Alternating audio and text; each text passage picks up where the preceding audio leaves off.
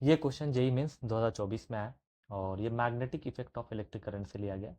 तो सवाल इस प्रकार है कि straight magnetic strip has a magnetic moment of 44 ampere metre square if the strip is bent in a semi circular shape its magnetic moment will be. एक सीधा चुंबकीय पट्टी का चुंबकीय आघूर्ण 44 एम्पियर मीटर स्क्वायर है। यदि इसे अर्धवृत्ताकार आकृति में मोड़ दिया जाए तो पट्टी का चुंबकीय आघूर्ण कितना होगा। तो चुंबकीय आघूर्ण या मैग्नेटिक मोमेंट को हम लोग जो है कैपिटल एम से डिनोट करते हैं।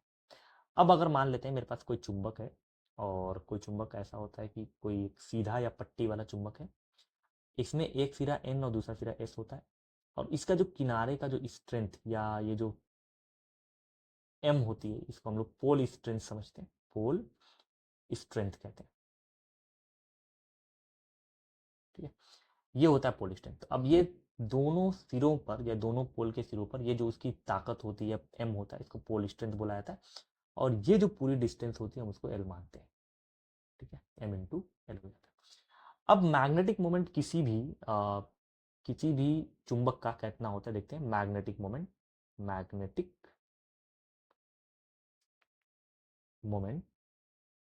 किसी भी मैग्नेट का एम की वैल्यू होती है एम इंटू एल। अब एम इंटू एल क्या है, एम जो होता है वो पोल स्ट्रेंथ होता है और एल क्या होता है, दोनों पोल के बीच की दूरी होती है।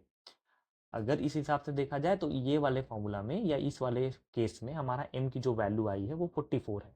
तो हम यहाँ लिख सकते हैं 44, ठीक है, एम मतलब जो भी पोल स्ट्रेंथ होगा इंटू एल। ठीक है, ये समीकरण नंबर 1 बना लेते हैं। तो क्वेश्चन क्या कह रहा है, if the strip is bent in a semi circular shape. अब हम लोग क्या करते हैं, इस स्ट्रिप को हम लोग सेमी सर्कुलर शेप मतलब इस प्रकार कुछ इसको मोड़ देते हैं, वही चीज। अब जो उसकी लेंथ हो गई, ये हमारा जो एल था वो इस फॉर्म में चेंज हो गई। ठीक है, अब अगर देखा जाए तो ये पूरी जो लेंथ है वो उसकी सेमी पेरीमीटर में चेंज हो गई। तो एल की वैल्यू हो गई पाई आर के बराबर। वैसे टोटल होता है 2 पाई आर, हम फिलहाल आधा मान लेते हैं आर के बराबर। ठीक है, ये अगर ये आर है तो यही जो चुंबक था उसको मोड़ के हमारा सेमी सर्कुलर शेप का बना दिया गया। अभी भी पोल स्ट्रेंथ एम होगा, इस पे तो चेंजिंग नहीं आएगी, इसका जो एम होगा सेम होगा। लेकिन जो इसका एम डैश होगा, जो इसका मैग्नेटिक मोमेंट होगा, वो लेंगे एम और दोनों पोल के बीच की दूरी को। और दोनों पोल के बीच की दूरी जो है ये हमारी 2r के बराबर आ जाएगी। तो ये एल डैश इसको हम कह सकते हैं। तो एल डैश की वैल्यू 2r आएगी। फिलहाल यहाँ से आर कितना आ रहा है, आर आ रहा है एल बाई पाई के बराबर। ठीक है, आर कितना आ रहा है यहाँ से देख सकते हैं, एल अपॉन पाई के बराबर आ रहा है। तो ये तो पुराना वाला हो गया। अब मैग्नेटिक मोमेंट निकालते हैं, नया वाला मैग्नेटिक मोमेंट। जब नया वाले का एम डैश कर देते हैं, M dash is equal to हो जाएगा M into L dash. M तो सेम रहेगा क्योंकि मैग्नेटिक जो पोल स्ट्रेंथ है वो तो नहीं चेंज होगा, जो पोल का ताकत है वो ही रहेगी। अब एम डैश की वैल्यू आ जाएगी एम इंटू एल डैश। तो एम की एम रहेगा, एल डैश की वैल्यू कितनी आएगी, एल डैश लिखे 2 इंटू आर के बराबर, रेडियस के बराबर, दोनों के बीच की दूरी। अब आर क्या होता है, आर होता है एल बाई पाई।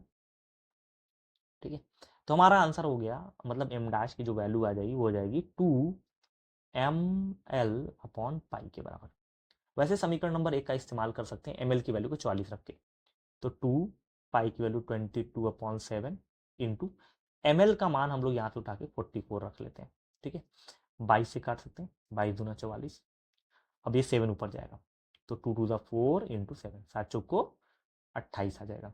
तो एम डैश की जो वैल्यू आ गई हमारी नई, वो कितनी आ गई, 28 एम्पियर मीटर स्क्वायर। तो क्वेश्चन इजी था क्योंकि इसमें हमारा मैग्नेटिक मोमेंट का सवाल था। एक मैग्नेट दिया हुआ था जिसका मैग्नेटिक मोमेंट 44 दिया था। तो 44 के हिसाब से मैग्नेटिक मोमेंट जो आता है वो आता है M is equal to small M into L. Small M जो होता है वो पोल स्ट्रेंथ होता है और दोनों के जो पोल की डिस्टेंस होती है वो एल मान लेते हैं।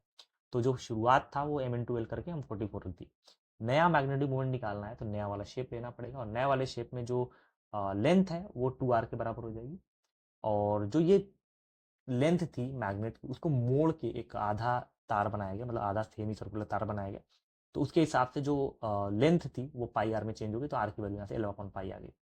मैग्नेटिक मूवमेंट का फॉर्मूला वही था एम इंटू एल, तो यहाँ पे फिलहाल एल डैश कर दिया गया, नया है L dash value 2r, R की वैल्यू एल बाई पाई। तो पूरा वैल्यू निकाल के आंसर हमारा क्या आ गया 28।